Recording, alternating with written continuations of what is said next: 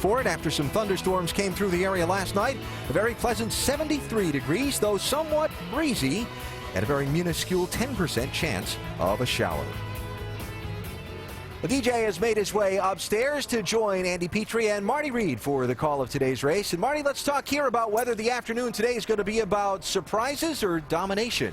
Well, we've seen a little bit of both in the past, Alan. Just yesterday in the truck race, Kyle Busch leads 172 laps, but his issue was a fuel issue. Usually, Andy, it's tires. Yeah, I never come to Dover that I'm not worried to death about that right front tire.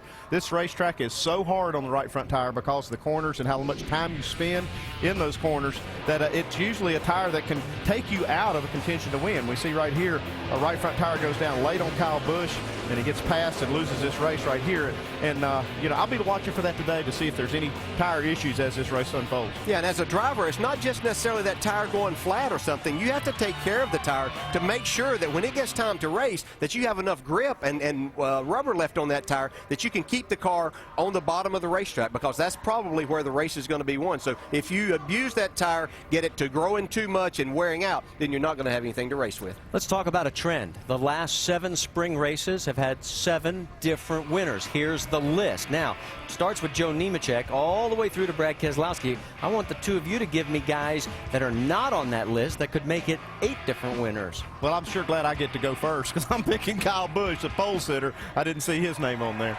Yeah, I knew I should have got up here sooner. I get left out of it. But I'm going to take a guy starting in 12th. We talked with Clint Boyer yesterday during practice. He was very happy with his race car. He loves this racetrack. I think he could be a factor and go to victory lane here today. We've got just enough time. How about one more shout out before we go green? Jason Keller, big milestone, 500th career start. You know, not only a quality driver, but a quality person, and that's the kind of things that you like to see from someone like Jason. Hopefully he has a lot of success that will attract a sponsor for that car. Yeah, and I don't expect this to be the end of the road for him. This is just a new beginning, 500 and counting. Well, and there's one other statistic we want to throw out to you before we go trackside.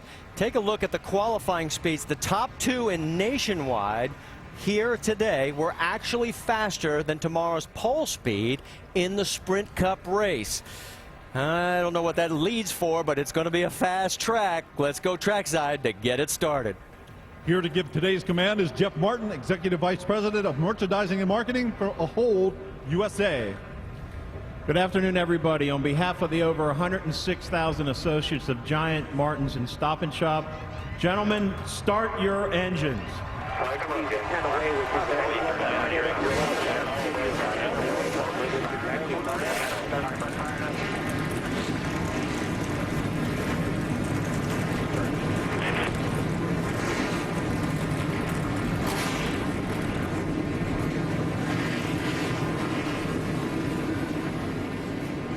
So the engines are fired on the 43 cars, and Jamie McMurray is going to be our in-race reporter. He's got a tough row to hoe. He's going to start 25th, and we'll talk to him when we come back.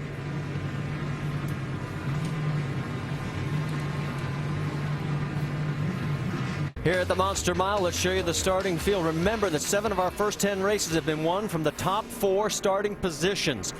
The other 3 winners from outside the top 20. 2 cars failed to qualify, Brian Keselowski and Danny O'Quinn, but Keselowski has now jumped into the 92, replacing Dennis Setzer, so he'll be in that car at the rear. Also to the rear, Kenny Wallace, David Gilliland, and Johnny Chapman. Let's talk to our in-race reporter, DJ. Hey, Jamie, Dale Jarrett, ESPN. Do you have a copy? Yeah, loud and clear. Hey, Jamie, you know we search far and wide for these ESPN mailbag questions, and this one comes from down under. William in Adelaide, Australia asks, as a double-duty driver this weekend, how do you divide your week in preparation for both series? I mean, actually, I really enjoy getting to run both cars. This is a really fun track, and you know, everyone always asks you about training and everything, and there's just nothing better than actually being in the car and putting your body through the heat and you know, and the loads that you take. So getting to run both of them, I think, is actually a benefit. Speaking of your car, we saw a lot of changes being made on that 88 car yesterday. Have you got it where you want, or is this still a work in progress? Well, we're still working on it. We didn't qualify where we thought we needed to, and they've changed quite a few things, you know, with what we were able to change between qualifying and practice, or in the race. So, yeah, we got to get a little bit better, but we've had really good runs in this car, and we've got a great pit crew, and they do a really good job calling the races. So we'll just not give up and fight hard all day, and hopefully we'll be there at the end. All right, Jamie, have a great day. Thanks for talking with us. Now Andy's going to talk to your crew chief, Tony Uri Sr. Hey, Tony, Andy Petrie in the booth. You got us? Four. Tony, you've won this spring race at Dover 3 times as a crew chief, and your car's not as good as you hoped it would be early this weekend, but I know it'll be in the top 5 before the day's over. How are you going to do it? Well, it's going to be a little harder than we anticipated for sure. We expected to qualify a little better, but you know, we always work on our cars to make them run on the long run, and you know, hopefully that's what we got. We made a few adjustments here after qualifying, and hopefully the car will be a lot better when we get started. We just get a little track position here. I think we'll be okay. Okay, Tony, thanks for putting up with us this weekend, and good luck, buddy. All right, thank you. All right, let's check our other onboards. You already know about Jamie McMurray being the in-race reporter. How about Ricky Stenhouse? And then you've also got Landon Castle, Justin Allgaier, Casey Kane, Carl Edwards, Stephen Wallace, and Mike Wallace. Our over-the-wall reporter is the front tire changer on the 66 of Stephen Wallace, Mark Hollywood Armstrong. Hollywood, this is the toughest pit road. What's the biggest challenges facing you crews? Well, Marty, each and every week pit crews are faced different challenges. One of the biggest challenges here at Dover is a very tight pit road, which makes for a very tight pit stop. It might not be the quick pit stop today that could win you the race, but the one that is mistake-free. And the team that can do that with a very fast race car could wind up right here where I'm standing in victory lane. Guys? All right, thanks a lot, Hollywood. Good luck to you and everybody. Let's get a quick update from pit road. Vince? After opening the season with 5 straight top 10s, Justin Allgaier has gone 5 straight races without a top 10. Does that change today? Well, crew chief Chad Walter admits this is not his best track, nor is it Justin's best. Throw in the fact he starts 27th today and it doesn't look good. But keep in mind, in March, when Justin won on the concrete at Bristol, he started 30th. Dave Burns? Vince, since taking over the 21 ride at Phoenix earlier this year, Clint Boyer's best finish has been 6th. But yesterday after practice, he told me this is the best car I've had yet. Maybe they can get the W today. Jamie? Ricky Stenhouse Jr., one of 5 rookies in the field today, but the only driver who has never been here in another series. He got up to speed quickly yesterday, qualified 6th this morning. Now his focus is set on getting as many points as possible and turning every lap. Marty? All right, thank you, Jamie. And want to remind you, this broadcast is available in Spanish. All you have to do is activate your SAP button, presented by ESPN Deportes. Pace car is in between turns 3 and 4. 15 double-duty drivers of the 43 in this field, led by the 2 from Joe Gibbs Racing. They were on point last week. They finished 1-2. They start this week 1-2. Kyle Busch in the 18, Denny Hamlin right alongside. And as they come down, the 11th race of the 2010 NASCAR nationwide season at Dover is green.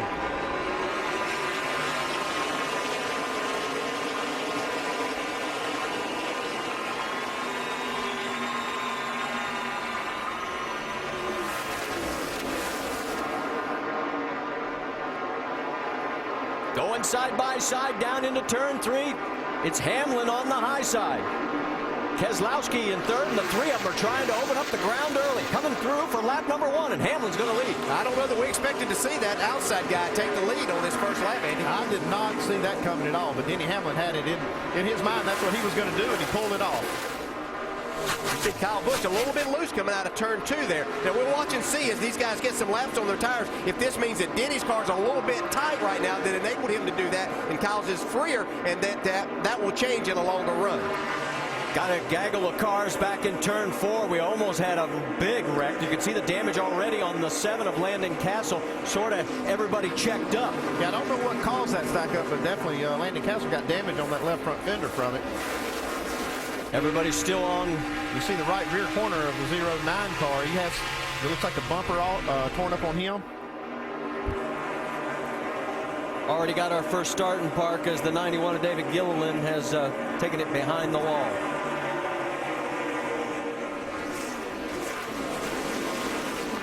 Racing in tight situations like this racetrack makes it very difficult, especially when you're 2 or 3 cars back, because they start stacking up and you just can't see that.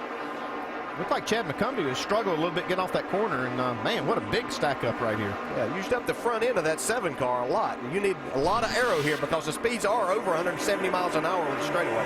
Jason Keller in the 35 leading that pack of cars. He's got Stephen Wallace right behind him. There's Castle alongside of McCumbee again as they can't seem to shake each other. And behind them you see the 34 of Tony Raines and also the 99 of Trevor Bayne. We saw a lot of loose race cars in qualifying this morning, and this racetrack is very dark now because we had 2 cup practices, but I think that these guys are really struggling with the handling right now, a lot of them being extremely loose. Justin Allgaier taking a look underneath the 09 as well. And Bayne has gotten to the low side. He's going to try and follow. And here comes Jamie McMurray right behind Bayne. Yeah, Dale, you're talking about a lot of loose cars, but that's really the way you have to start your car out at Dover if you plan on being good in the long run. You can't be tight early if you want your car to be fast after you've run about 40 or 50 laps. Yeah, that goes back to what you were talking about, taking care of that right front tire, and that's what you have to do is not abusing that tire early on. If you do, then you're going to be in trouble later. Clint Boyer, it was your pick. He gets around Kevin Harvick as he picks up another spot and put Boyer now up to the 7th position. Yeah, we really heard Clint Boyer yesterday say that he thought his car was good. He was one of the few drivers that really made an extended run yesterday, so he was pretty happy with what he saw with that race car. He's really good at this racetrack, too, and so I think after they've had a few races now to kind of all get back together, that this might be a good place for him to get a win. 92 is our second start in park. Brian Keselowski has taken it to the garage area. There goes Justin Allgaier. Here comes Trevor Bayne as we check back in on this battle further back. That is for 20th position on the racetrack. Yeah, Landon Castle's car in that 7. He's really struggling with that damage on the left front. I expect him to lose a few more spots. You see Jamie McMurray now taking advantage of him. So McMurray, who started 25th, now move him up to 22nd. The majority of the passing that we've seen so far has been on the bottom side of the racetrack. We heard Casey King tell us in the qualifying show this morning that he thought that this racetrack might get wider to where you might start making some passes on the outside. Let's get an update on the damage on the number 7, Vince. Well, this track is so aero sensitive with your cars, and when you damage that front end especially, you're going to feel it. And Landon Castle says it is so tight. He said he feels like maybe they started out a hair tight to begin with, but now with this damage, it is unbelievably tight. Says it's hard to drive, it's so tight. Not going to be good here under the green conditions. Well, that 7 car was only 56 points ahead of 31st place in the owner points as we check back in to the race leaders. And you see Denny Hamlin, who took the lead on the first lap. He's led all 11. Yeah, it looks like Kyle's starting to just inch back up on that rear bumper, though. And I don't think Kyle's going to be satisfied to run second behind Denny. Never has been. Takes a look on the inside. There was some lap traffic, and here he is, got the low line now, and Denny is pushing up the track. Says, okay, I'll fall in line. For now. For now. Well, Brad Keselowski, they're stalking these two in that 22 car. Lap 12, now 13 of 200. Keselowski's car is also tracking up the hill a little. Yeah, I'm not sure that he's not trying that line out to see if he might be able to save that right front tire a little bit and also get a good run off the corner, seeing if this would be something that he could utilize to make some passes. Well, right now, those 3 have checked out on 4th place by a full second. Let's get more on the 22. Dave Burns.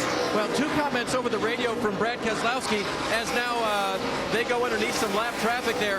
Very, very tight, the race car for Brad. And also at the beginning of the race, a lot of rubber picked up from their predecessors on the track. You talk about the groove widening out, but there was also a lot of rubber that they picked up, and a couple of cars complaining they might be tight. It might be because all that rubber on the tires. All right, Dave, thanks for the update. It's Kyle Busch, Denny Hamlin, Brad Keselowski, followed by Carl Edwards and Casey Kane, but they are a full second behind the top 3. We'll be right back after this message and a word from our ABC stations. Welcome back to the NASCAR Nationwide Series race here at Dover. Make sure to go to NASCAR.com for all your latest NASCAR information. The information we can give you right now is Kyle Busch has just put Landon Castle a lap down. He is running in 28th. That gives you an idea how fast he is going. He's pulled a 1.6 second lead over Denny Hamlin. Clint Boyer is also on the move. He's now up to 5th, although 4.5 seconds back, but definitely has a good race car underneath him.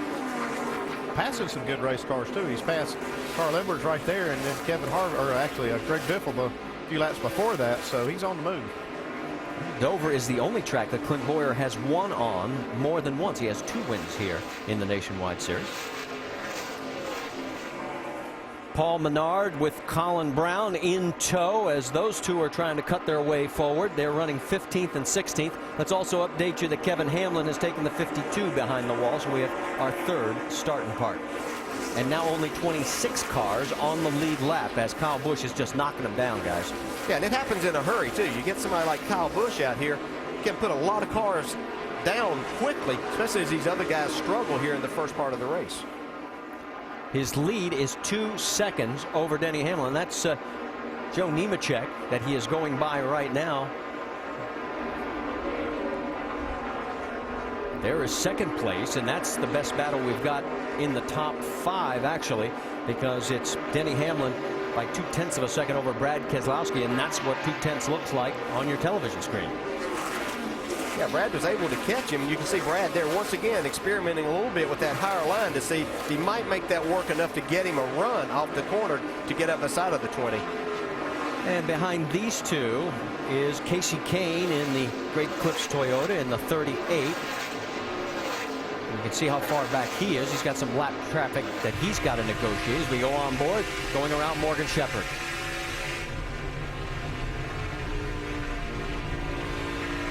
Here again, he's going to come up on the 7 car, who has all that damage on the front, and that's probably making his car tremendously tight at this point in time. Casey was pretty optimistic about his chances here today. Might have to work on a little bit of speed here, but looks like this car's handling pretty well. Well, he sounded pretty confident. We talked to him during the qualifying show, and sounded pretty good. I mean, sounded like he felt confident he was going to have a good run. 56 of Kevin LePage is behind the wall, and so is the 90 of Chase Miller. So now 5 cars off the track. Now there is the damage again on the 7 car Landon Castle, and it's creating a big issue for him. Let's check in at the Craftsman Tech Garage with Tim Brewer. Thanks, Marty. These cars are really aero sensitive. Anything around the front of the car as well as the nose creates a problem when you alleviate downforce. You want all that metal pushing down on the front of the car. But what's going to happen? Dale Jarrett knows when you drive off in the corner, this tire literally slides. When you've got grip, you don't have a lot of heat. But when you slide the tire across the pavement, you wear the tire out, creating a cord atmosphere, or the car just doesn't turn, and you blow that right front tire, like Dale Jarrett said, you can hit that wall really hard. All right, thanks, Tim. And you can see from on board Landon Castle, he has got his hands full as he started 13th, but has been sliding back ever since. Here is the battle for 13th. The 10 of Jason Leffler getting underneath Ricky Stenhouse, and he takes the position, and Paul Menard is right behind. Well, Jason Leffler doing another nice job after the good run he had last week, a top 5 finish at Darlington. I can also tell you that Johnny Chapman is taking a 73 behind the wall to the garage area. There goes Menard around Stenhouse. So Stenhouse, who had a great qualifying run, is sliding backwards right now. Move him back to 15th. Going for 10th place, Brendan Gaughan, Reed Sorensen, of course, that 32 car driven a lot this year by Brian Vickers, and you heard in Countdown, Brian has been released from the hospital in Washington, is on his way or is back in Charlotte, and will be having further evaluation, and we wish him a speedy recovery from his blood clot situation. While all that's going on, they're going around the 81 of Michael McDowell. He's a lap down in 31st. While all this is going on, let's check back up to the leader. It is Kyle Busch. He has now led 21 of the 32 laps. Denny Hamlin has led the other 11. And it is all Joe Gibbs Racing out front right now.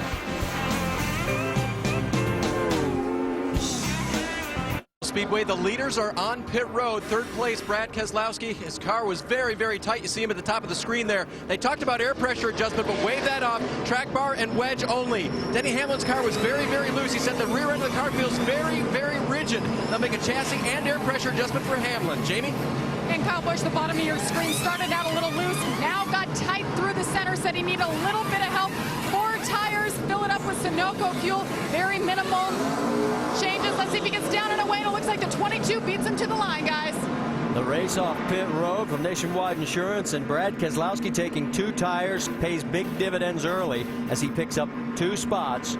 Kyle Busch, Denny Hamlin come out second and third. Carl Edwards also picks up some ground as he is now shown 4th coming out off of the race at pit road. The big loser, Casey Kane. Now the reason we are under this first caution is a spin involving Michael Annett, and somehow miraculously he did not hit anything, and he got a little help here, guys. You can see they're coming off of turn 2 right now. Denny Hamlin gets a run up off the corner. Just gets into the left rear. Doesn't hit anything, though. Hard to do at Dover. But amazingly, he does not hit a single thing, so he was able to continue in the race. So right now it is still Kyle Busch, your race leader. As we went to break, we'll tell all about it when we come back. Back here at the Heluva Good 200 at Dover International Speedway. And the lucky dog is going to go to a very lucky man today. Jason Keller, his 500th start, puts him back on the lead lap. He'll be shown in 21st position.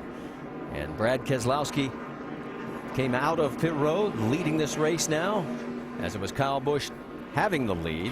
And as we take a look at the motorsports calendar, let's talk about the Summit Racing Equipment NHRA Southern Nationals, 8 o'clock Eastern tonight, and then finals 7 o'clock Eastern tomorrow. Both of those on ESPN2. NASCAR Now tomorrow morning at 9 a.m. Eastern on ESPN2. And then our next race, a couple of weeks from now, NASCAR Nationwide Series at Charlotte, 2 o'clock Eastern on ABC, May 29th. And then the following day, the Indianapolis 500 telecast presented by GoDaddy.com, noon on Sunday, May 30th on ABC. All right, let's go on board with Justin Allgaier because he missed his pit spot. We talked about how this is a difficult pit road, Andy. Yeah, you see how congested it is, and it gets a little more congested for Justin Allgaier. Gets right here, and he can't get in his stall, so he's just going to back up. We're not going to kill ourselves here. We only got a few. Going to lose quite a few spots, but like I said, it's not going to kill them. Just get in here, make their tire change, and come back out. It'll be toward the end of the lead lap cars, though. There'll be 2 waiver rounds, Morgan Shepherd and Eric McClure. And we can also tell you that Kevin LePage has come back out in the 56, although he is now 11 laps down. Let's reset it for you. Brad Keselowski has selected the high side with Kyle Busch right beside him. Then Denny Hamlin, Carl Edwards, Greg Biffle, Kevin Harvick. We're green. Denny took a peek inside, thought better of it. Yeah, you can see Kyle just really gets a good run through the corner here. The 22 car, Brad Keselowski, the only car of the leaders that took 2 tires. Yeah, I'll question that right now. He may prove us totally wrong, but the choice of the outside lane was a question too, I think. But I think that just because Denny Hamlin's car was so good was the only reason he beat that on the start of the race. Well, he's already been shuffled back to 3rd, and you've got the 27 of Greg Biffle breathing down his neck right now with Casey Kane right behind him in the 38. I know they got a great tire that Goodyear's brought here, Andy, but this has never really been a place that 2 tires has been something you would do a lot of. No, but if you're going to do it early, find out if it works or not, and then you'll know what to do or not to do at the end of the race. Clint Boyer takes over 6th place from Carl Edwards. Boyer's got himself a good-looking race car right now, DJ. Boy, it really is a good car. He was concerned a little bit yesterday. Did they have the speed? You can see he's a little bit loose right there. They're really doing a nice job of driving this car up through the pack. Drop a little bit further back. The battle for 11th. Brendan Gaughan has it. Paul Menard wants it. Menard's looking underneath. And it looks like Gaughan's going to ride up just far enough. And here comes the 98. Can he take the spot? They kind of gave enough room there. You have to be careful as that driver on the inside. Down at the bottom of turn 3 on the entrance, if you get in there too low, it's really rough, and that'll cause your car to bottom out and shoot you up into that outside car. Well, Menard clears him and now takes over that spot with now Brian Scott right behind the 62. A little bit further back, there's Jason Leffler in the 10, and then the 66, Stephen Wallace and Ricky Stenhouse Jr. That's all the way back to the 16th spot with Stenhouse. And right behind him, you'll see the 88 car of Jamie McMurray, our in-race reporter, steadily moving his way up. He's picked up 8 spots.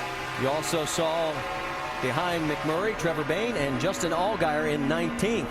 And let's get more on Allgaier, Vince. Well, we told you in the open today that this was not Allgaier's best track, nor the best track for crew chief Chad Walter, but they just made a mistake coming into the pit box. These are very tight pit boxes, pit stalls, and they knew that was going to be a little bit of an issue coming in because of Allgaier's lack of experience. That's still an area he struggles. But they were telling him 3 boxes away, and he drove right by it. He said, I didn't see it. Crew chief Chad Walter said, I told you 3 away. So a little bit of driver crew chief going at each other trying to get this thing straight. Well, he was 18th when he came in. He came back out in 20th, and he's trying to fight his way back. He's up to 19th.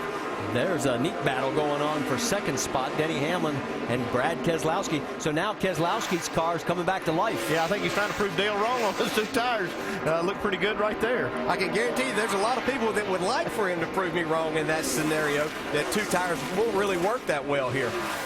I was kind of with you, though. I thought it was a big mistake just taking two, but so far it looks pretty good. Yeah, and he showed early on how good his car was. He's able to go up there, but in that first run, he wasn't able to pass Denny Hamlin as he has now. And he's now opened up a bit of ground over Denny. As you can see, he's opened up about 3-4 car lengths. Let's go back up front, and you can see Kyle Busch. He now has opened up a 2-second lead over Brad Keselowski. He has led 32 of the 46 laps here at Dover. Of today's NASCAR Nationwide Series 200-miler at Dover, Kyle Busch out in front for the majority of the 54 laps that have been run. Let's take you up to speed and check in on some of these front runners, starting with Jamie Little. And your leader, Kyle Busch, just saying on the radio, guys, I know I asked for it, but the car is just getting a bit free center now, so it's going away despite the fact that he continues to check out.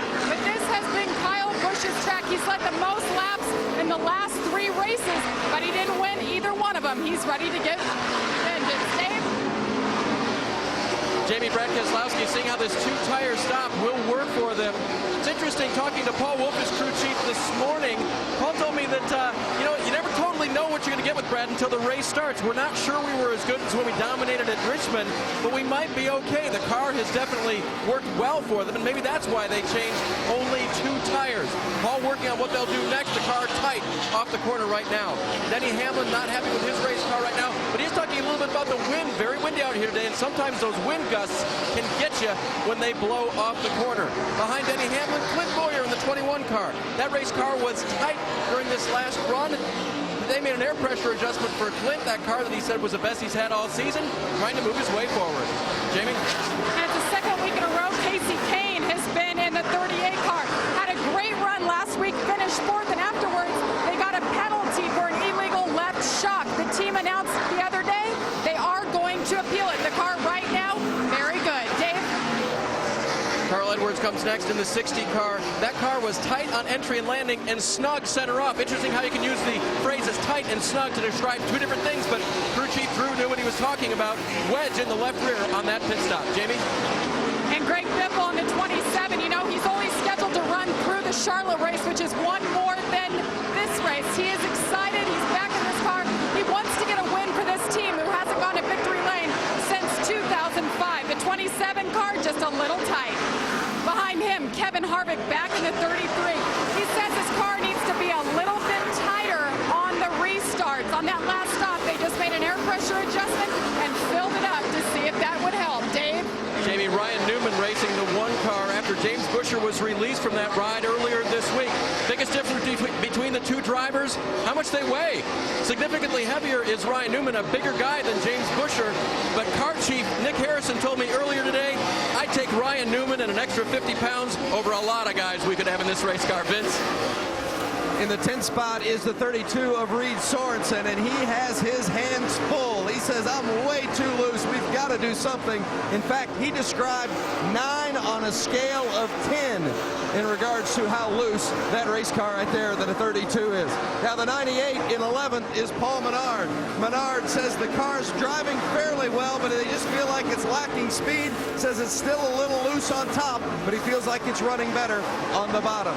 The 11 is Brian Scott. Scott leads the Rookie of the Year standings, but he says they're not taking a big enough swing at it, or they went the wrong way on that last pit stop because the car is not handling to his liking. Alan? All right, Vince, thanks. There are the top 12 updates on those top 12. 21 on the lead lap at the moment, with Kyle Busch continuing to lead. The interesting part at the front of the pack, Brad, is that the gap between Kyle Busch and second place, Brad Keselowski, is getting a little shorter. Yeah, Brad Keselowski has just consistently been marking and tracking down Kyle Busch. I think if he can continue this pace within the next several laps, we could see him on his bumper. Remember that Keselowski took just 2 tires on the last pit stop. We'll continue from Dover after this message and a word from our ABC stations. Brad Keselowski chasing down Kyle Busch.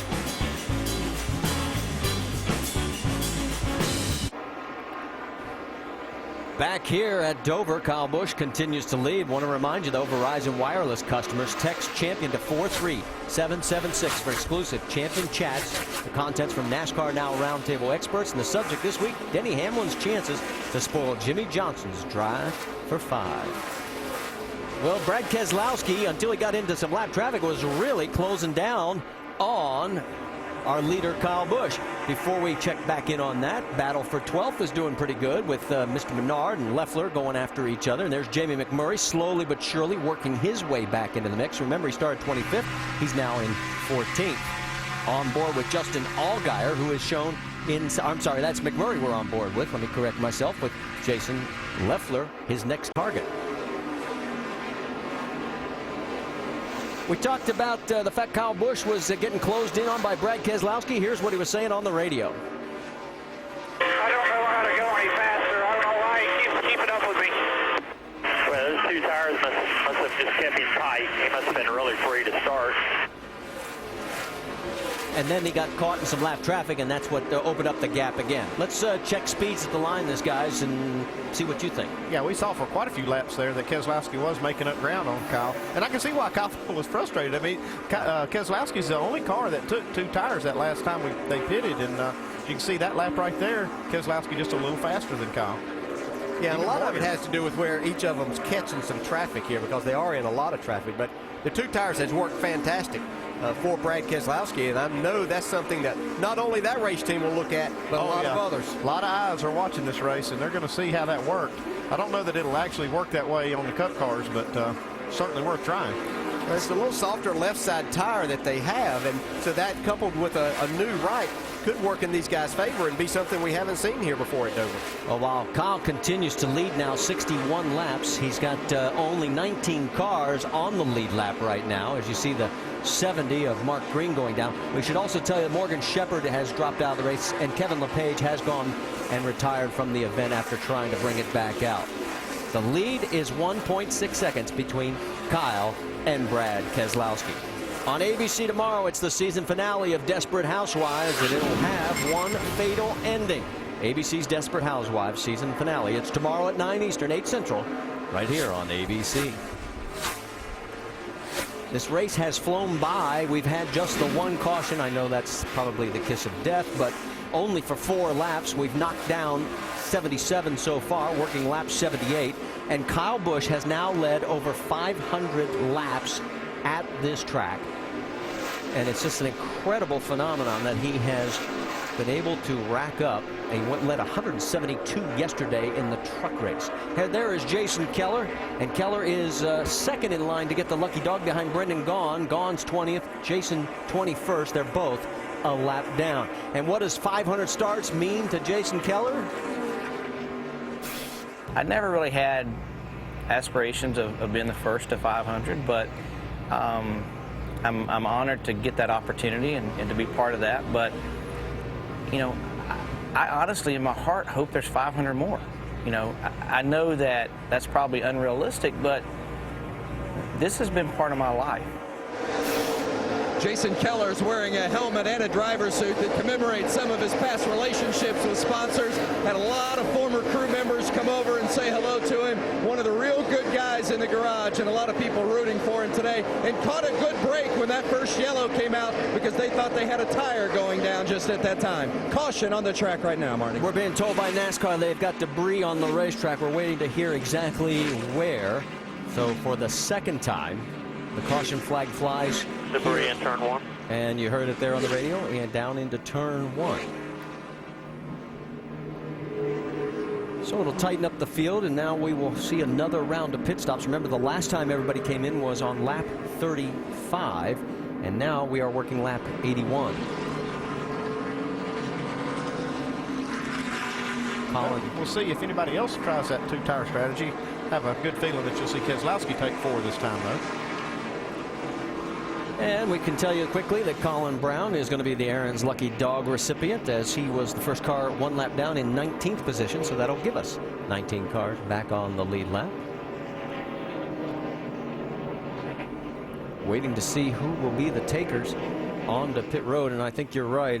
We can be guaranteed the 22 is going to take 4, but I don't know. What would you do if you were some of these other cars trying to catch up to these Gibbs cars up front? Well, you got to try something because they're definitely dominating, and that's probably why we saw Keselowski take 2. He's the point leader, and he's looking to get 5 points, and that might have been his only shot to pass Kyle Busch today, at least in the crew chief's mind, that that'd be a good way to get those 5 points, and it worked out for him.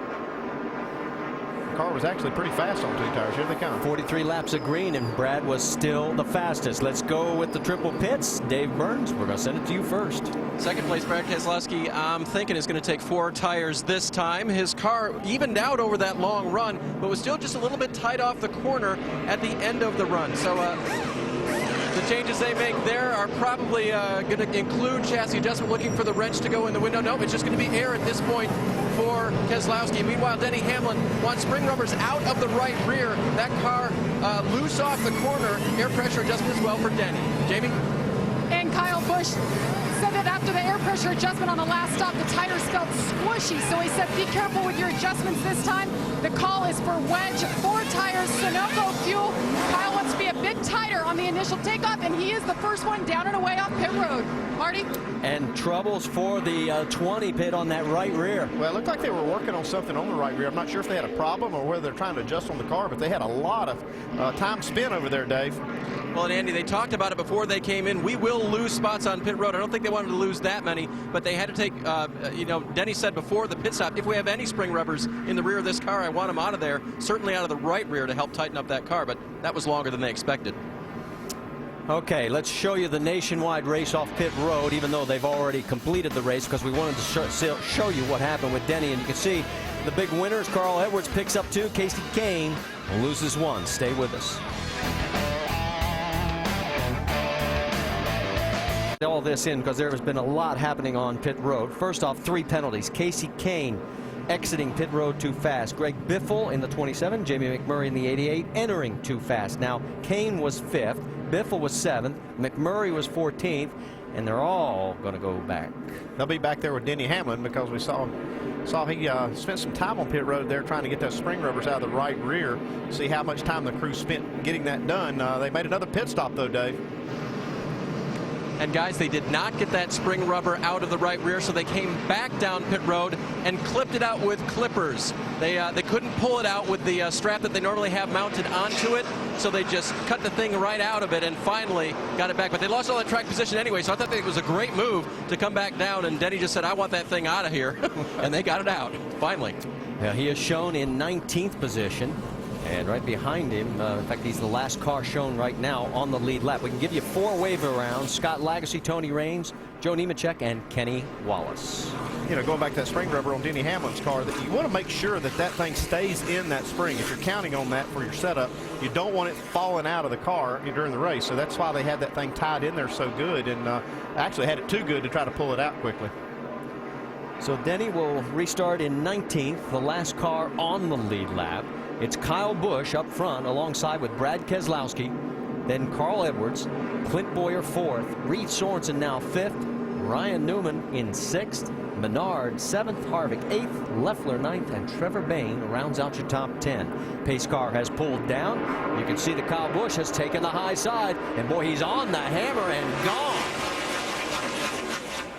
Well, that 18 car did get going on the go there.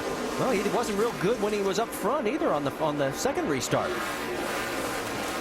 22 car was not real good on that one. He wasn't good on this one, but Kyle Busch is flying right now. And here's a great battle as you've got Reed Sorensen and Clint Bowyer. That is for 4th, and here comes Ryan Newman trying to get into this mix. Yeah, we heard Reed Sorensen's car was real loose. As a matter of fact, they said a 9 out of 10 loose. So it looks like they've got it better because he's running pretty good against Clint Bowyer right here. Yeah, if you remember back to qualifying, he said 5 times after he qualified. He loose there, though. So they haven't fixed that problem yet, but got in some good track position right now. Maybe he's down to 5 or 6 loose. Let's get more on the 32, Vince. Well, they considered unhooking the sway bar, decided against that, but they threw a lot at it, made track bar adjustment, wedge adjustment, air pressure adjustment, a little bit of everything, and here's Reed's description of the car. I mean, we'd lose all our track position if we did that bar. We can't fix it. I guess that's what we'll have to do, but I mean, it's just weird because the balance of the car is not really loose. It just anytime you try to drive the car, it gets a little pressure on that right rear. I mean, you can't even drive it. And I tried to pass that one car, and I don't know how it didn't wreck. Because we get anybody on the outside of us, and it's, 3 times worse. That's not where I can see you struggle. Well, you see him there in the middle, and he was on the outside of that Clint Boyer move to the inside. So Reed Sorensen still got his hands full, guys. Well, we'll keep an eye on that. We'll also keep an eye on the fact that now Kyle Busch has opened up a full second lead over Brad Keselowski. A little bit further back, there's Michael Annett taking a peek underneath the 66 of Stephen Wallace. Now, Annett is lap traffic. Here is the battle for 10th. Allgaier is going underneath Trevor Bayne. Yeah, these two young drivers have worked their way up here nicely so far in the first half of this race. They didn't have the best of qualifying efforts, but they're doing a nice job in the race. Allgaier sure had a good attitude about it. He was in the pit studio during qualifying. And he said that I'm not so sure that he doesn't have another problem. That car does look like it's pretty evil. While that interview was going on, we watched Brad get out of shape 3 or 4 times right there, and that car does not look right. You're looking at 4th, 5th, and 6th on screen with Ryan Newman being chased down right now by Carl Edwards. But here comes Denny Hamlin. Hamlin closing fast. Justin Allgaier has got his issues with the 9th position at stake and almost got swallowed up by the 33 of Kevin Harvick. We hear that Allgaier got loose again. Now Hamlin going underneath Carl Edwards, so here comes Denny, move him into the top 5. Remember how just a short time ago he was the last car on the lead lap. Looks like it's paying off, that change they made. They went to that right rear, took the rubber they had in the spring out of there to try to help it. Looks like it's done that. And looks like it was a good decision. Even though they didn't plan on losing that many spots, they gained a lot of them back. He was 19th on lap 87. We're working lap 123, and he's back into the top 5 and setting his sights right now on the 1 of Ryan Newman. Yeah, he'll probably have to have a caution to get himself in a position to challenge his teammate Kyle Busch again. But he's shown, or it certainly looks like, that maybe they've helped fix the problem for him. He's got a fast race car once again. He's going underneath Newman right now. Down the backstretch they go. Newman's got the momentum carrying him, but it's still the low line. Can Hamlin make it stick? Here he comes. He's been really good down low here. Can he make the pass? No, Newman comes back on him. Yeah, it's really hard when you're that car on the inside. You have to be extremely loose not to slide up into that car on the outside there. And Denny was doing the right thing there and not overdriving the car. Carl Edwards just watching this. Yeah, you see Ryan Newman giving plenty of room. I mean, he's giving Denny just the whole bottom of the racetrack. You can see right there, just gives him a couple lanes to work. Still got to be a little frustrating for Denny, though, not to be able to clear him. Well, you can see he's not willing to get up there and mix it up just in case something happens. And you can see the way that Denny drives is he's getting out of the throttle a little sooner than what Ryan Newman is. Gets back to the throttle sooner, and he's hoping that one of these times he'll get just enough throttle or be able to stay in enough. Here he's going to clear him going down into turn 3.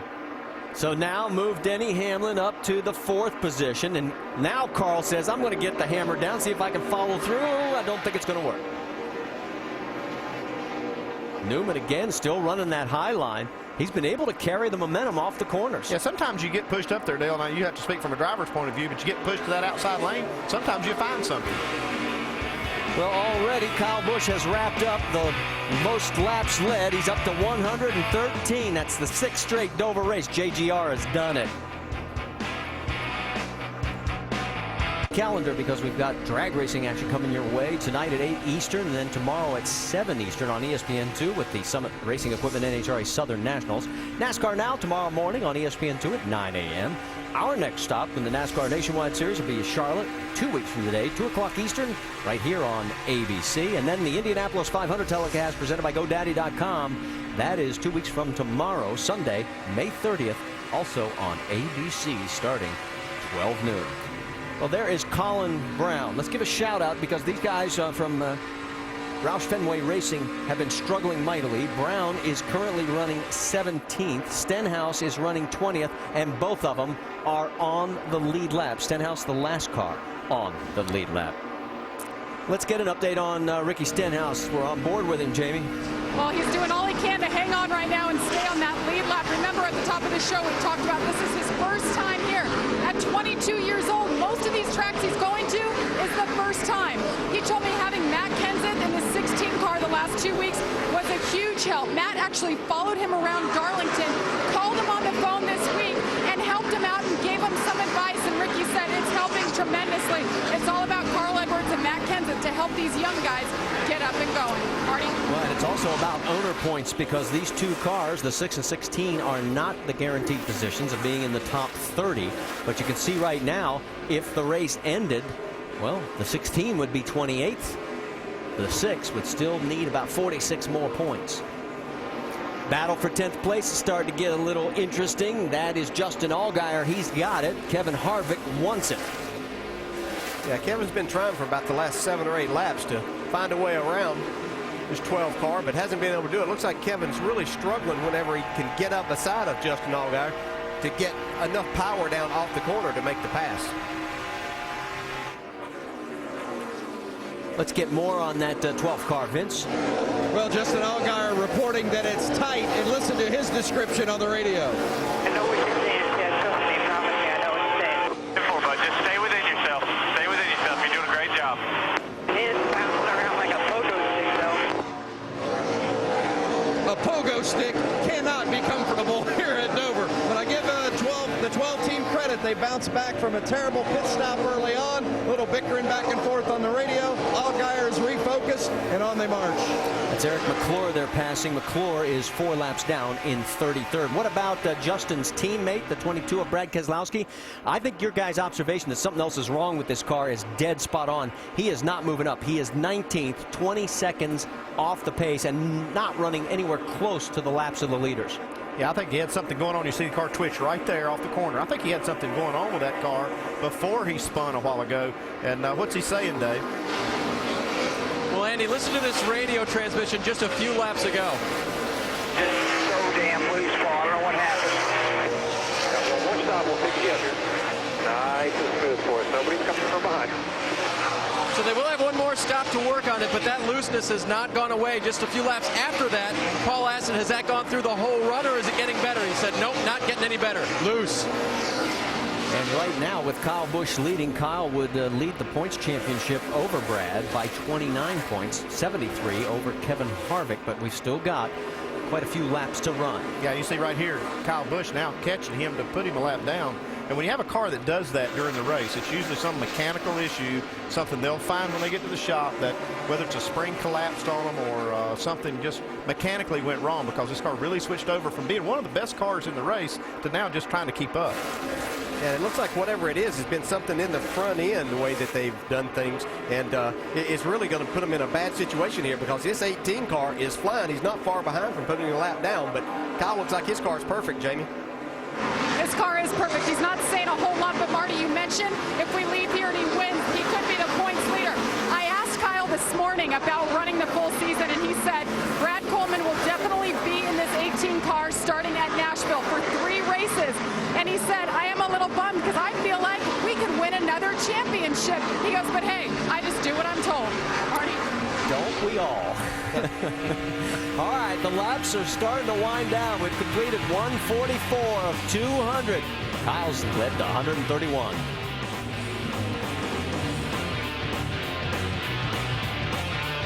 Flag here, a 4th one today at Dover International Speedway, as the 23 of Robert Richardson was very slow on the racetrack, and there he is.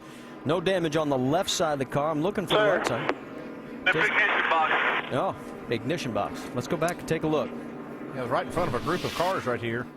Looked like something happened to the car. He's waving his hands, you can see, and there comes the leader. Whoa. Kyle Busch, a bunch of cars trying to dodge him, so just to avoid a bad incident right here as NASCAR threw the caution flag. That was Eric McClure that almost ran right up his tailpipe, and luckily he was able to avoid him. He has made it. Off, Robert. He's made it to pit road. It's off right now, but we had a big white smoke cloud back behind the car. That's why NASCAR threw the caution. Thought maybe there was oil on the racetrack too. Well, we can tell you that Brad Keselowski went 1 lap down right as we went to the break. He gets the lucky dog, so he'll be our 19th car on the lead lap.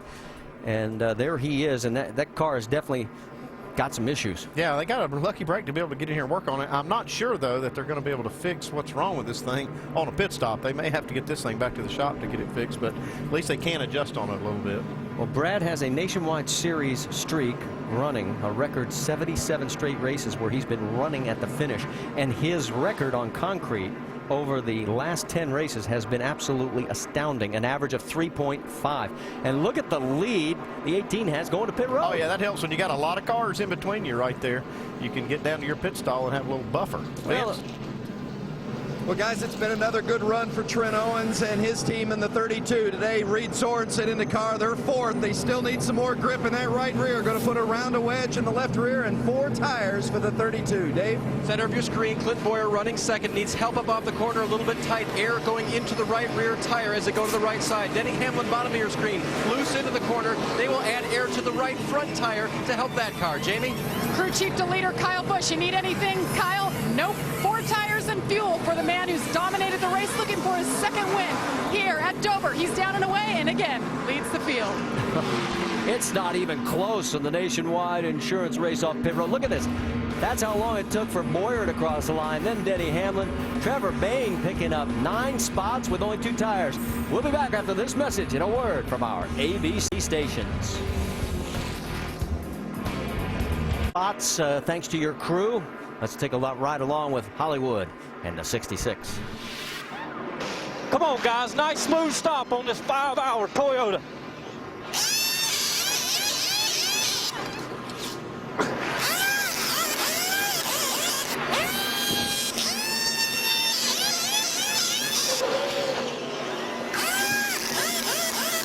Come on, baby. Now, that's what we're talking about, boys. That's what we need right there. A few places on pit road. Woo! Went in 17th, came out 14th, and we're coming back to green flag racing here at Dover as we now have 44 laps to go. And look at Clint Boyer side by side. It's the best restart anybody's had against Kyle Busch. I mean, by far, Clint Boyer was ready to go right there. And Kyle Busch did not get that big start like he has been. And remember when Denny Hamlin was 7 seconds back? Look where he is. Yeah. Could be a challenge for the win. Now, you could see Clint Boyer really working the steering wheel, though, when he was on the inside of Kyle Busch. Looked like he was extremely loose. Yeah, one thing I've seen with Kyle, he's really good the first 5 to 10 laps after these restarts. But then I've seen lap times from some other cars like Denny Hamlin and Clint Boyer that might be able to catch him. Trevor Bayne on 2 tires just slid up the hill, lost 2 spots, both the 32 and the 38. Sorensen and Casey Kane get around him, and here comes Ryan Newman. The 66 of Stephen Wallace has moved up to the battle for 12th now. In fact, he is right on the back bumper, trying to get the spot away. Side by side now with the 10 of Jason Leffler. While we've got a moment, you're watching all this, there were 8 waiver rounds. McClure, Stenhouse, Raines, Lagasse, Kenny Wallace, McCumbee, Bliss, and Brendan Gaughan. Battle for 4th, still heating up. Casey Kane trying to get underneath the 32 of Sorensen. Yeah, Casey making a nice rebound from that speeding on pit road penalty that he had to send him to the back of the field. So this is back to basically where he was running before in the 4th spot. Braun Racing teammates side by side as the laps continue to wind down here now. Next time by, we will have 40 to go. Everybody should be good on fuel, so it could be just a good old-fashioned shootout. You can see the difficulty Casey's having in making that pass on Reed Sorensen, who looks like he's got his car driving a lot better. Well, we've actually seen more guys, the later this race has gone, have more success up on the high side. If you see that 32 car, he was so loose early in the race. And now Dale said they've worked on it, and he's still right there with those leaders. Trevor Bayne, remember, he only took 2 tires. He's got his hands full with Carl Edwards trying to tuck it up underneath him. That is for 7th position. Well, hopefully this will work out for Trevor. I always questioned when your car wasn't exactly right what 2 tires would do for it. We saw Brad Kay do it earlier in the race. He had a good car at that point in time. Oh, you see Paul Menard and Jamie McMurray get together just a little bit. Yeah, a little nudge, but nobody got turned. Justin Allgaier got an eyeful of it. Here we go back up front to the battle for 4th with Kane and Sorensen, door handle to door handle. We're getting down to the end now. Not going to be much give and take. You're going to try to just see what your car will do. You're not going to give up a spot easily. No, it's take time. It's not give time. Yeah, you can see how these guys on the inside are having such a difficult time. A lot of that comes from getting aero loose down on the inside. You don't have as much air on your car there, especially on that right rear part of the quarter panel and the spoiler there. You have to be extremely careful on entrance and exit of these corners. Casey Kane still trying to get it done on the 32. If you weren't with us earlier, he finally makes the pass. Of course, Brian Vickers has been in this car a number of times this year as well in the Dollar General Toyota. And he has been released from the hospital in Washington on his way back. Should be back in Charlotte by now, in fact, and we wish him well in his recovery from the blood clots. So that battle has settled down as Casey Kane now opens up a little bit of ground, but here's another one picking up. Carl Edwards going underneath again, Trevor Bayne. You know, this two-tire strategy is really not that bad. I mean, this is a good move for the 99 team to steal some spots. And you see Carl Edwards now trying to work his way underneath Trevor. And his car looks pretty good too, Dave. Andy, I know as a crew chief, you hate when you predict the future and you predict something bad, but Drew Blickensurfer said today that they tightened the car up for qualifying and they hope that wouldn't hurt us. Well, guess what? That 60 car has been tight all day. Last run, chattering the front tires. They changed forward and made adjustments to it, but that's been his issue all day. It's Harvick will now take that spot. Yeah, all of a sudden he looked like he was going forward. Now he's sliding back again. Yeah, he has those tires chattered in the front. It's hard to really make that car do what you want it to do. Yeah, and we saw Kevin Harvick trying to pass Trevor Bayne a while ago, and that's when Carl passed him. Now Harvick's able to make that pass as Carl Edwards couldn't get the job done. Look, this brings up another issue we really haven't touched much on. Carl Edwards is the lead Ford. That is 9th position. 10th is the 98 of Menard. Ford has yet to win a race this year in either series, Cup or Nationwide. If there's any doubt, it's what they know that they're struggling to see Jimmy McMurray trying to take away that 10th spot from Paul Menard. But, the Fords certainly are struggling. You know, I think it's a lot of issues there, and they're working through them. And because of the level of competition, it makes it more difficult when you get just a little bit behind to catch back up. Things starting to stretch out just a little bit. There's Biffle taking a look. There's the biggest stretch up front. Kyle Busch by 1.1 seconds with 32 laps to go here at Dover.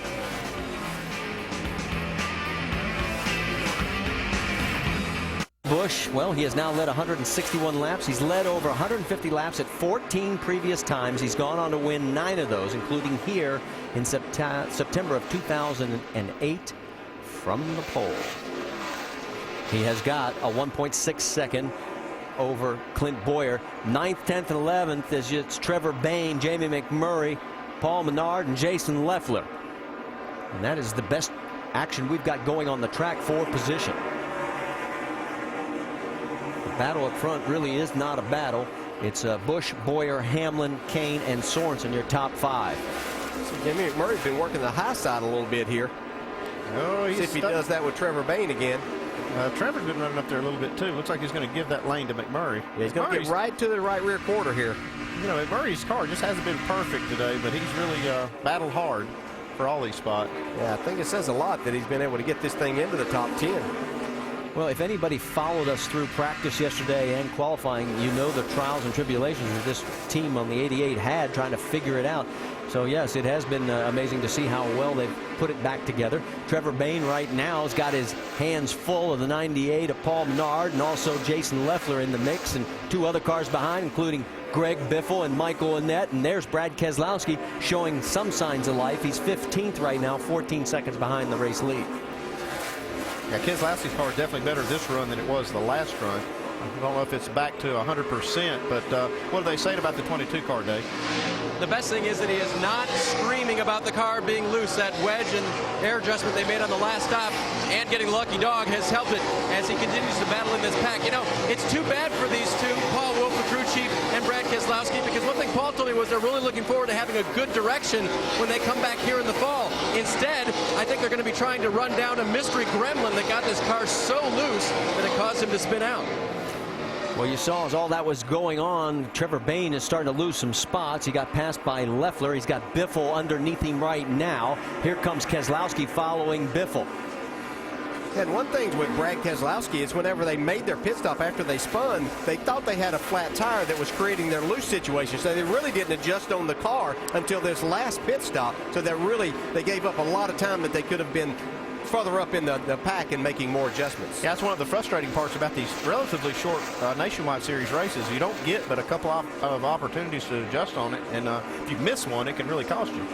Trevor Bayne and everybody going around the lap traffic of Mark Green. Trevor, his first time here at Dover, he's doing a nice job. He's running 13th right now. Remember, his best career finish was 6th at Las Vegas earlier this year. There you can see his cycle. And 13th is where he was running before he made that 2-tire stop. So looks like that 2-tire change is probably going to hurt him. Let's check speeds at the line, see who's fastest now with about 17 laps to go.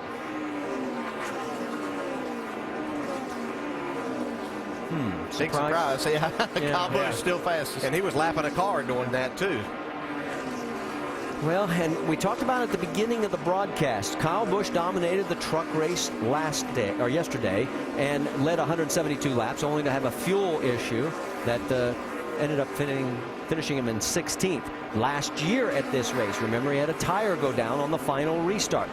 He's got to be thinking, you know, he's in here leading this race all day, has the best car, 16 laps to go.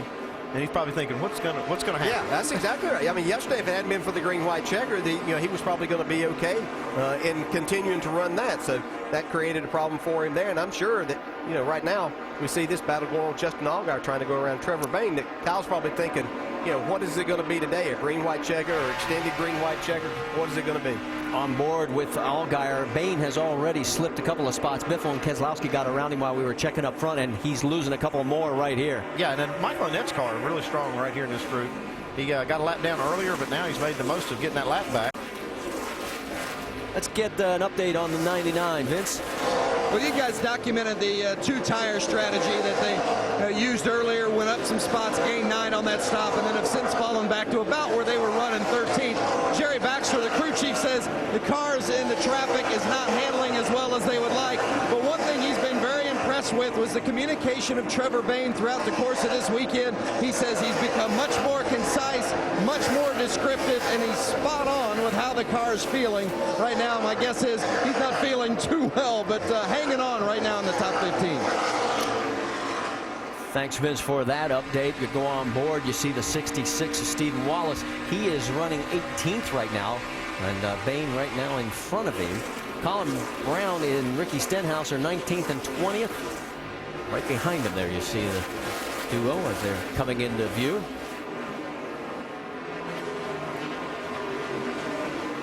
A couple of cars we can update you on. We should tell you Mike Wallace has taken it behind the wall as they've got some issues. And a total now of 8 cars off track. Let's get an update on Jason Keller. Vince, it's not gone as planned. Well, you know, you talked earlier about this being his historic 500th start, and he didn't want it to just be quantity. He wanted it to be quality and thought they had the capabilities of doing that. But they had a broken right rear shock mount about midway through the race. They lost about 20 laps in the garage getting that fixed. So not the way that Jason Keller had hoped it would be, but what a great accomplishment of that 500th Nationwide Series start today. Jason came back and he's 21 laps down, 34th, and there's not much you can do when that shock mount doesn't cooperate. Oh man, that'll kill you right there. You have to fix that or you can't drive the car. This is one of the best battles we have on the racetrack. Stephen Wallace trying to get around Trevor Bayne. That is for 17th. You're not missing anything up front. The Kyle Busch parade continues. He leads by 2.1 seconds. Yeah, Trevor's been able to do a good job. It's just whenever these cars that had fresher tires would catch him and get him in an aero situation that made his car do something different, that he's fallen back. But he's been able to keep a good pace here and been able to keep Stephen Wallace behind him right at this point for about the last 10 laps. Willie Allen's they've been able to keep in contact with these two. Willie is 3 laps down in that 05 car in 27th position. But whoa, as Trevor gets a little loose there, and now Stephen's going to try the high line. Yeah, and that's where you can really get in a situation when he gets a run there. Goes high, comes low, look out, no contact. Can he carry the momentum through? He's got Eric McClure in front of him as a pick if he can use him. Trevor wants to come down. Stephen's saying no dice. I'm in here this time. I've got you. Oh, and we've got a caution with 7 laps to go as looking for around the racetrack. The 70 car slow on the backstretch. That is Mark Green. He's already down on the apron. Right front. Looking like it's needing some more of that oxygen. Or nitrogen. Or, yeah. Give me air, please. Looks like Brendan Gaughan will be the lucky dog on this ramp. Well, here we are at Dover. The final caution came with 10 or less laps to go in 6 of the last 8 races. How about if we make that 7 of the last 9? Brendan Gaughan will get the lucky dog. That'll give us 21 cars on the lead lap. And tip of the hat to both Colin Brown and Ricky Stenhouse Jr. They are still on the lead lap, and they're in one piece, and that's what that team needs. News for them. Yep, that is. All right, so it looks like we're going to have another shootout, and that's the last thing Kyle Busch wanted to see, especially after what happened yesterday in the truck race and what happened here last year when he had that flat. I don't think you'll see the leaders come down pit road. You'll see probably some of the cars on the lead lap try to take tires, maybe steal a few spots, but they have what they've got on there right now for this last shootout. Jason Radcliffe on the box for the 18. Thinking, man, I did not want to see that caution. No, but they, you know, he's won every restart but the last one where Clint Boyer kept up with him at least for a couple of corners. See if this is our week. Maybe it's our week to win. See if it's our week to win. Oh, no, I knew he wouldn't come. Yeah, Kyle faked, so did Denley, but the 62 did come in. Brendan Gaughan. Looks like Carl Edwards going to make a pit stop. Carl is coming in. Carl is 8th on the track right now. Track bar, 2 tires. Round down the track bar, 2 tires. Well, let's send it to Dave Burns and see what happens on this final pit stop for Carl. See if it'll help him. Yep, 2 tires for him, and 8th place is what they gave up, which sounds like a pretty decent move. You put a couple of fresh tires on there. You got a little more grip than the guys in front of you. Going to make a little track bar adjustment as well, it looks like. And it's going to be 4 tires, so Carl's going to have 4 fresh ones and be charging to the front. So the crew does its job. You noticed something on the car. Well, I saw that strap on the rear glass. That's not a big deal, and I'm sure that won't cause them to have to come back in. But you heard Drew Blickensdorfer was planning on changing 2 tires, but he changed that right there at the last minute because not a lot of leaders were on pit road. Yeah, I think when they made their plan to come down pit road, they thought they could bring a lot of others with them, and it didn't work that way. Yes, again. All right, let's get some updates from pit road, and let's talk to the crew chiefs. Jamie, what's Jason Radcliffe saying? Well, we'll see what he's thinking right now. Kyle just came on the radio when that caution came out and said, well, let's see. Is this our week to win? What do you think, Jason? Is it? I hope so. I mean, our combos, Toyota's have been good all day. Kyle's done an awesome job. Guys on pit road have done an awesome job. I hope so. I mean, we got, you know, we still got 5 laps to go. So the 21, the 20, they're pretty good. You never know at the end of these things what can happen. But I believe we got the right driver for this one. You know, it's to come out here every week and we'll have an opportunity to win. You know, hats off to all the guys back at the shop, Doug Hewitt and all those guys that prepare these cars every week. They do just a fabulous job, and we appreciate them. It's been his race all day. It's his to lose, Dave. Jamie, 2nd place. Clint Boyer stayed out as well. Dan Deeringhoff is the crew chief. Why no tires? All track position? That's all track position. Goodyear brought a really good tire this weekend, and you know, can't give up the track position. Saw some guys do it earlier, and they never really made it back. So see what we got here on this restart. What about catching the 18? We ran beside him there for a corner or 2 on that last restart. So if the Zaxby Chevrolet can do that again, maybe give him a little nudge or something, whatever we got to do to win this thing. There you go. Clint Boyer will start side by side with Kyle Busch. Marty? Well, Clint's got some numbers in his favor. Take a look at these statistics and notice the best average finish on concrete. And it's going to go to Clint Boyer, 5.6. All-time wins, Kevin Harvick, 7, but none of them here at Dover. Yeah, that's surprising that Kevin Harvick's not won here. Yeah, I can't help but think, though, in this situation, the last race here, how we had Kyle Busch have a problem late in the race and got crazy. You had leveled off there with me. You get your restart like you did a while ago, you might get his ass here, man. We're racing for a win. That's boss man calling in right there. He wants him to get up on that wheel. Mr. Childress, as the lights are out on the pace car, let's get a quick update from Jamie Little. And Stuart Cooper is the crew chief from Casey Kane. You guys have been stout all day. You overcame a penalty. Do you have anything for those 3 front runners? Yeah, I don't know. That seems to be a big topic this week, but, you know, I don't know what happened with that shock deal last week. I really couldn't understand what you said, but the Great Clips Toyota's been great all day. Casey's done a good job. You know, he got that speeding penalty earlier, but he just drove it right back to the front. It's been fun with him. I've had several races with him, you know, even last year, and we felt like we had cars to win and just could never finish the deal, but it's been a good run for us. Good run last week at Darlington, minus the infraction for sure. basically asked if you guys could win, but you're a crew chief. Yes is the answer, Marty. All right, and remember last year on a restart late in the race, Brad Keselowski is not anywhere close to being in the race lead, but a flat tire that nobody knew about. Joey Logano gets into his teammate. Brad says, thank you, the door's open, and I'm gone. And that's the one thing that he does not want to see again. Never know. Kyle Busch. Yeah, and you have to not spin the tires right here. Here we go. All right, we're going back to green flag racing this time. Oh, no. Look out, crash on the front straightaway. Clint gets collected. Oh, the 98 and the 99 of Trevor Bayne. Hard licks right there. McCumbee and the 09 also involved. I'm not sure Clint Boyer didn't spin the tires on that restart. Either that or could he have missed a gear? I mean, it just did not go like he did on the restart prior. And the damage for Trevor Bayne. Oh, and Casey Kane gets swept up in this mess as well. Man. Now this is a typical Dover crash right here. Nowhere to go. And really, this is our 6th caution, but this is really our first big incident of the day. Yeah, we've been pretty clean all day, and we've seen a couple cars spin without hitting. And now we've got the, like I said, one of the typical crashes you see here. So here at the Heluva Good 200, we have our 6th caution. And what was looking as a potential promising day for the 21 just went south. And Clint just did not get going good there, and you see he just got clipped of him. Yeah. He wasn't going, and Denny tried to go left of him. When he did, he caught a piece of the bumper, and that just turned Clint Boyer to the right. So Denny's got damage as well. You see the smoke on the left front tire, and boy, the 99 took a big hit. Here's another view. Hit him hard. Oh, man. Casey Kane just a wrong place at the wrong time. Paul Menard, hard lick. Another hard lick from the 99.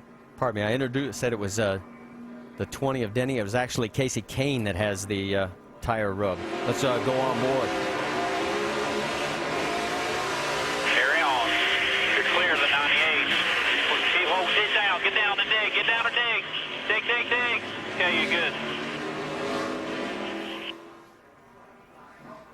Another view again. Big hit with Trevor Bayne and Paul Menard. See, a lot of these cars raced hard all day, stayed clean, and then to get swept up in this at the end of the race got to be frustrating. Yeah, you can see there, Paul Menard was getting on the brakes. He kind of saw a little bit of what was happening. Greg Biffle wasn't able to slow down, got in the back of him. So we have a red flag situation now as there is a lot of debris to clean up on the track. There is Paul as he makes his way to the ambulance for the mandatory ride to the infield care center. And Trevor Bayne is out of his car. Looks to be favoring that ankle. Pretty hard lick right there. We'll check in on him. And there is what's left of the 21, which, as we mentioned, looked oh so promising. Yeah, the red flag is out, so the crew not able to do any work on the car itself. So they'll try to get some stuff together here to repair it when the caution comes back out. All right, we're going to take this opportunity to step aside for just a few moments. Kyle Busch is still the race leader, but we have a red flag situation here at Dover.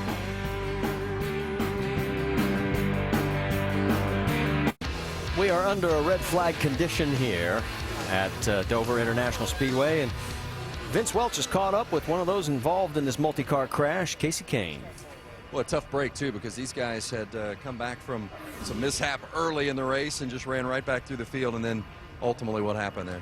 Yeah, I mean, we're having a decent day with our Great Clips Toyota, and, you know, that restart, I was actually kind of excited because we were going to run 4th, but we were kind of equal with the 21 and the 20, and I had a good start, and then next thing I knew, Boyer came across the front of me, which he got help from the 20. He had to have got help. He took off a little bit slow, but not too slow. I was only at about his halfway up of his car, and then 20 had to have turned him, and I don't know why.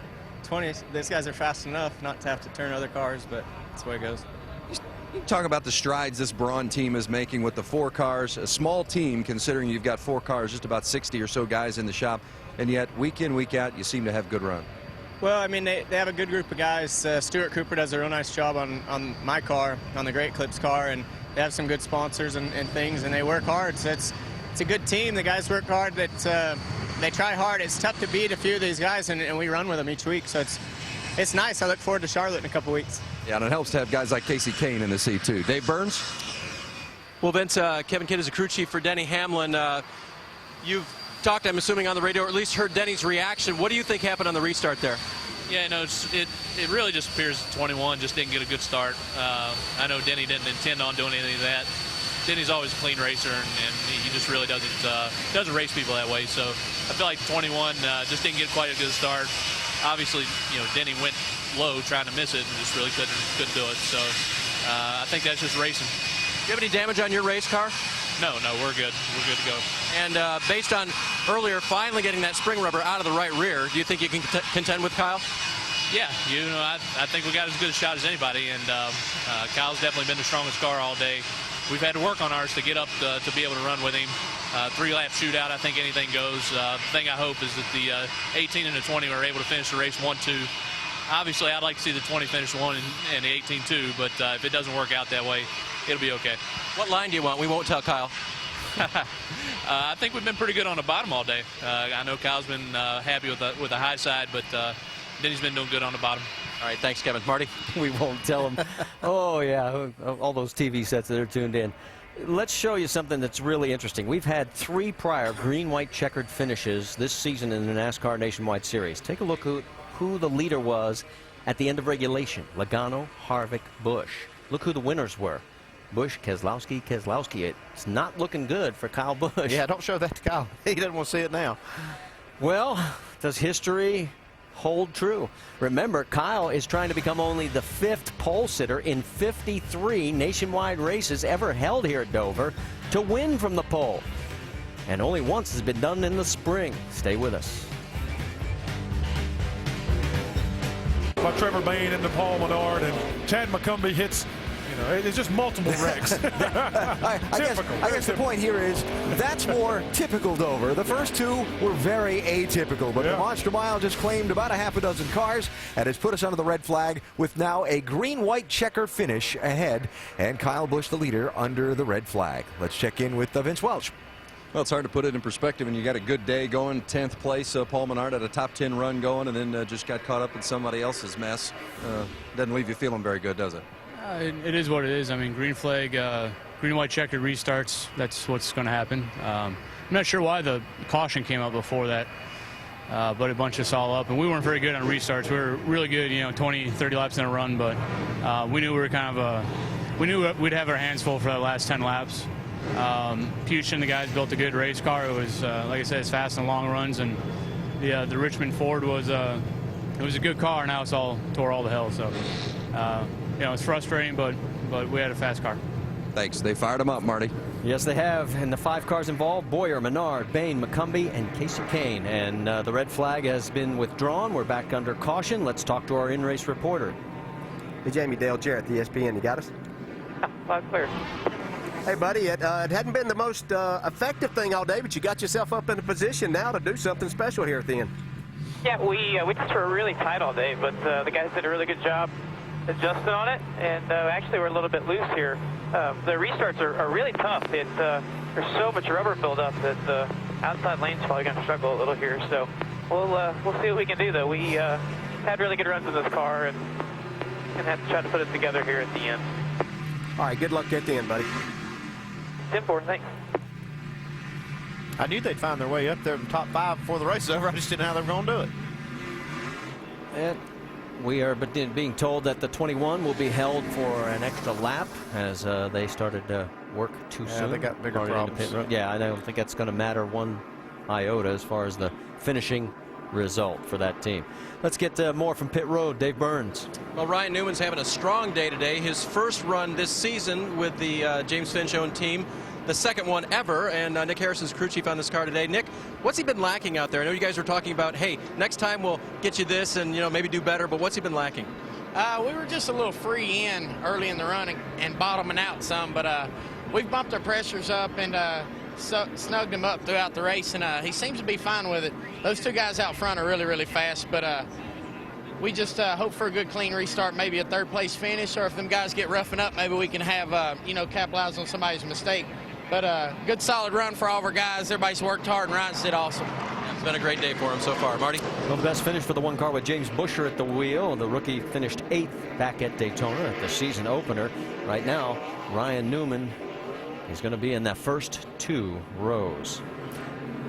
Great run for Reed Sorensen in the 32, as he also is going to be in row number 2 as we'll get ready for this restart, another lap or so.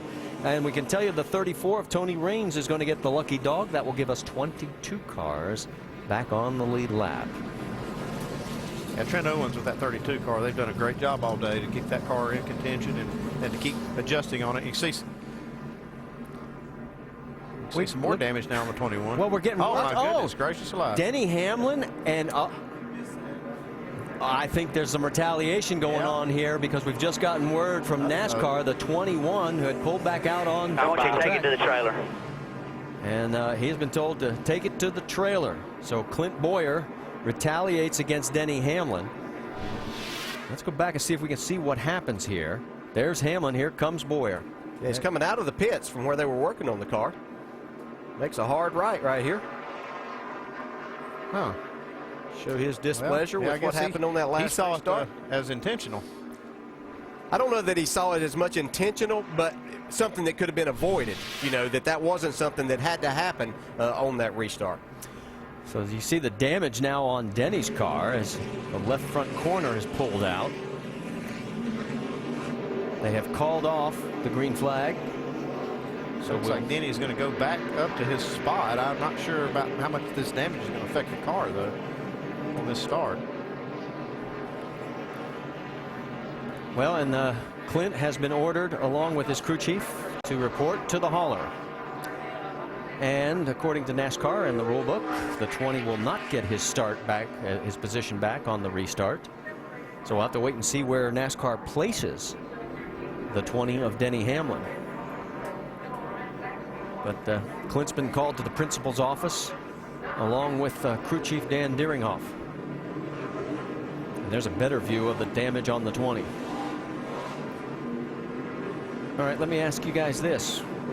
Should he have retaliated? I mean, Denny was involved in 2 spins today where he got into people. Now, whether or not deliberately or not, that's always the conjecture that we have. I never like seeing guys take race cars and pay each other back because we're the ones that always have to fix them. But in that case, he felt like he was wrong in some way, and he wanted to kind of make even the score. Okay, that felt like he was wrong, but and then you see that guy's going to sit up there starting on the front row with a chance to win the race. You want to make sure he didn't have that. Make sure that didn't happen. So. Yeah, racetrack, it's a tough call. And I know NASCAR, there'll probably be a fine involved along the way here for Clint, but sometimes you just feel like you have to take things into your own hands and show the guys your displeasure. Well, the one winner in this thing is going to be Reed Sorensen. He's going to move up to the front row now on this start. He's going to have a shot at Kyle Busch. Well, Boyer's last of his 8 Nationwide Series wins was right here last September. He won't be around for the finish on this one. No, but I have to say, as if Kyle needed any help in trying to win this race, he just got some right there. It's certainly going to make his job somewhat easier here. But he still has to be able to get up to speed, make sure he's got his tires cleaned off. You heard these guys talking about a lot of rubber on the racetrack out there. All right, let's set this up. We're going to have a green-white checker. We've already talked about the fact the 3 prior, the guy leading at the end of regulation has not been the winner. The guy leading at the end of regulation is Kyle Busch. He led yesterday in the truck race, did not win that race. He has led 188 laps. And don't forget, NASCAR will try up to 3 attempts at a green-white checker if we don't get it done here. Here it is. It's Busch, Sorensen on the front row, Newman, McMurray in row 2, Harvick, Leffler, Keselowski, and Biffle. That's your top 8 as they come out of turn number 4. Green-white checker attempt number 1, and boy, he's got the hammer down again. This time much cleaner. And right now, look at Sorensen getting a little bit loose there, but staying right there underneath McMurray. McMurray gets him clear off 2. Well, what a great job by Jamie McMurray today with that race car. He's driven up through the pack. See, Ryan Newman trying to take the 3rd spot now. He's going on the high side. Kyle has checked out. White flag this time by. White flag. So all he's got to do is get it around. Meanwhile, Jamie McMurray, boy, what a struggle this team has had. He's hanging on for 2nd. Here comes Newman. Hey, look at Newman get this big run off the top. We saw him earlier running up there. Here goes Kyle Busch, as it looks like he will not be denied today. The monster has been eaten by the 18. Newman on the outside. He's looking at the battle for 2nd. It is going to be Newman, and we've got a crash into the wall. Michael Annett crosses the line while scraping the concrete. He looks to be okay, but it's Busch, Newman, McMurray third, Sorensen fourth, Leffler fifth. Harvick, Keselowski comes back to finish in seventh. Biffle, Scott, and Colin Brown gets a top 10. How about that? Now, that was a good finish. Jamie, let's talk to Jason Ratcliffe. Well, he's pretty happy. He says, great job, man. Jason, green-white checker, you've seen him go very wrong, and you guys have been on that receiving end. What was that like? Well, I think it was about 365 days ago we saw that, and we didn't make it through this corner. But great job today by all these guys, everybody on pit road. Our combos, Toyota was great. Kyle did a great job, and we're just really thankful, really blessed. God's blessed us with great people, great race cars, and Toyota, and everybody. And we're just going to keep riding this thing as long as we can. Great job. Congratulations. Fourth win for this team. Marty? And his 34th in his Nationwide Series career. Second win at Dover in his 12th start. And I can't even see the car because it's in nothing but smoke. He's got pretty good at these, hasn't he? Well, he's had a few practices at it. And he's the first time to win here in 4 green-white checkers, where the leader at the end of regulation goes on to win the event. And to think, it was 28 years ago today, Joe Ruttman got his first Nationwide Series victory right here at Dover. That was back in 1982. And now Kyle Busch becomes our 8th different winner in 8 straight years on the spring race. It'll be the 4th win on concrete for Kyle Busch. That'll tie him with Clint Boyer for 3rd. Michael Annett sticking his face into Justin Allgaier's window, obviously having a conversation. And we got Kevin Harvick having a conversation as well. Looks like Brian Scott. Let's talk to the man who finished in 2nd place, David. I don't know either. All I know is I had a note here that said, you called the crew saying, I can't push the car. What happened at the end there? They made some adjustments. We didn't get the car better. I was just too free for too long there, and I just couldn't push the car. I mean, you have to almost like abuse the race car here. That's why this racetrack is so much fun. I have to thank James Finch and everybody at Phoenix Racing for the opportunity to put pit road pets on the hood, and it wasn't the greatest finish for us, but we'll take it. We'll take a 2nd place. We didn't deserve, is all I'm saying. We were probably about a 4th or 5th place car, but 2nd was a good run for us. He may ring you up a little later in the year here. Are you okay for another run in the 1 car? Yeah, I told him I'll think about it. All right, Ryan Newman finishing a strong 2nd today. Yeah, great run for Ryan and the team. And there is Denny Hamlin climbing out of his car, and Hamlin ends up finishing in the 12th position. While we've got a moment waiting for Victory Lane, let's talk about the ticket to race, because you can get yours at NASCAR.com/tickets. Our next stop in 2 weeks at the Charlotte Motor Speedway. Then on to Nashville, Kentucky, Road America, on down through the month of July, where we will be in Iowa. Boy, the crowd will be out there. Last year, jam-packed. They put in extra grandstands. You want to be there for that one. So now you've got the ticket to the race. Let's check in once again and talk to 3rd place, Jamie McMurray. Dave Burns. Another top 5 for the 88 team and Jamie McMurray. And this one wasn't easy all weekend, was it? No, we didn't.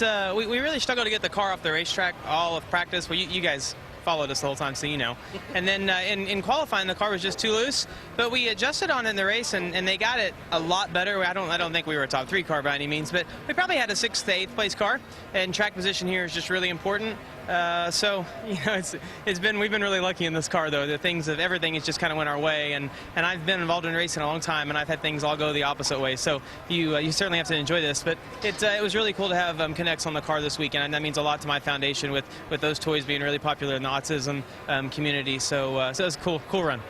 They call that car the moneymaker, $100,000 to the charities from Connects, and a nice payday from McMurray and the 88 team. Jamie Marty has top 5 finishes in his last 3 races, the longest current streak going in the Nationwide Series this year.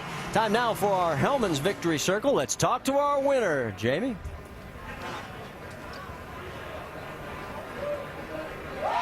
And the celebrating continues for Kyle Busch for the 4th time in 2010 in the Nationwide Series. And we talked to Jason Ratcliffe, his crew chief, and he reminded us it was 1 year ago, Kyle, you dominated this race, but you were on the receiving end of that green-white checker. How good does it feel to get back here? Feels good. You know, we've been fast here a lot at Dover. You know, we've had great race cars, and can't thank these guys enough. This Joe Gibbs Racing team was awesome. You know, Combos, Toyota, Z-Line, of course, you know, Marquis Jet, Gillette, Nationwide, and the fans, you know, for everything that they've got going on. And one of my guys, Heluva Good, you know, they're here this weekend, so it's cool to have them. And finally, I don't know if we broke the monkey or what, but they've been hanging out in my pit box at Daytona, then yesterday, and we've been kind of snake bit, but, you know, today was a good day for us, and just real good race car, and real proud of these guys, the way we were just, you know, we were good all day. You know, we came off pit road real strong and everything, and we just held our own. Kyle, you were checking out, and then at the end of the race, you called it on the radio. You said, yep, caution. It comes out, and then they go green again, and then the big pileup. You guys have to stop. What does that do for your concentration and your momentum?